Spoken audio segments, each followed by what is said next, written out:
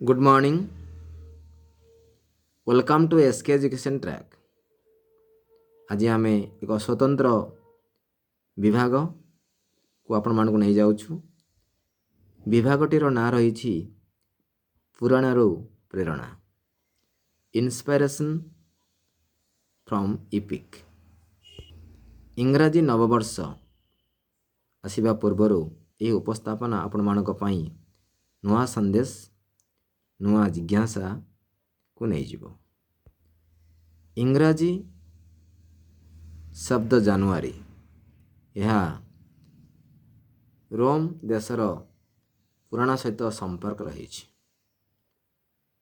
ଏହା ଆପଣମାନେ ଜାଣନ୍ତି, ଜାନସଙ୍କ ନାମରୁ ଜାନୁଆରୀ ଶବ୍ଦ ବିକଶିତ ହୋଇଛି।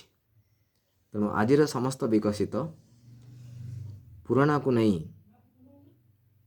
ବିକଶିତ ହୋଇଥିବାର ସୂଚନାକୁ ଆମେ ଅନୁଭବ କରିବାକୁ ପଡ଼ିବ।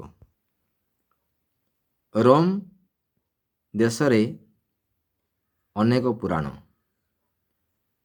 ସେହି ପୁରାଣମାନଙ୍କ ଭିତରୁ ଏହି ଜାନୁଆରୀ ଶବ୍ଦଟି ବିକଶିତ, ଅର୍ଥାତ୍ ଆମେ ଏହା ପ୍ରମାଣିତ ହେଲେ ଜାନୁଆରୀ ଇଂରାଜୀ ଶବ୍ଦ ନୁହେଁ, ଏହା ରୋମ୍ ଦେଶରୁ ଆସି ଇଂରାଜୀ ସଭ୍ୟତାରେ ବିକଶିତ କରିଛି।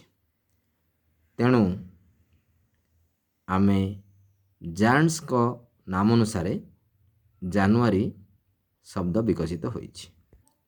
ଜାନ୍ସ ଯେପରି ରୋମ୍ ଦେଶର ଅଗ୍ରପୂଜ୍ୟ, ଭାରତରେ ସେପରି ଗଣେଶକୁ ଆମେ ଅଗ୍ରପୂଜ୍ୟ ଭାବରେ ପୂଜା କରିଥାଉ। ଅର୍ଥାତ୍ ଆମେ ଏହା ପ୍ରମାଣିତ ହୋଇଗଲେ ଯେ ଜାନ୍ସ ରୋମ୍ ଦେଶରେ ଯେପରି ଭାରତରେ ଗଣେଶ ସେପରି, ଅର୍ଥାତ୍ ଜାନ୍ସ ଜଣେ ଦେବତା, ଗଣେଶ ଜଣେ ଦେବତା। ଏହି ଚିତ୍ରକୁ ଦେଖନ୍ତୁ, ଜଣେ ବୟସ୍କ ଆଉ ଜଣେ ତରୁଣ। ବୟସ୍କ ବ୍ୟକ୍ତି ବିଦାୟକୁ ସୂଚନା ଦେଉଥିବା ବେଳେ ତରୁଣ ନୂତନକୁ ଆହ୍ୱାନ ଦେଉଛି। ପୁରାଣ ସହିତ ମାନବ ସମାଜ ଜଡ଼ିତ। ଅନେକ କ୍ଷେତ୍ରରେ ପୁରାଣକୁ ନେଇ ବେଳେବେଳେ କିଛି ବ୍ୟକ୍ତିବିଶେଷ ଅନେକ ନକାରାତ୍ମକ ମନ୍ତବ୍ୟ ଦେଉଥିବା ବେଳେ ବାସ୍ତବରେ ପୁରାଣକୁ ନେଇ ଆଜିର ଜନଜୀବନ, ବିକାଶ, ବିକଶିତ ପ୍ରକ୍ରିୟା ଜାରି ରହିଛି।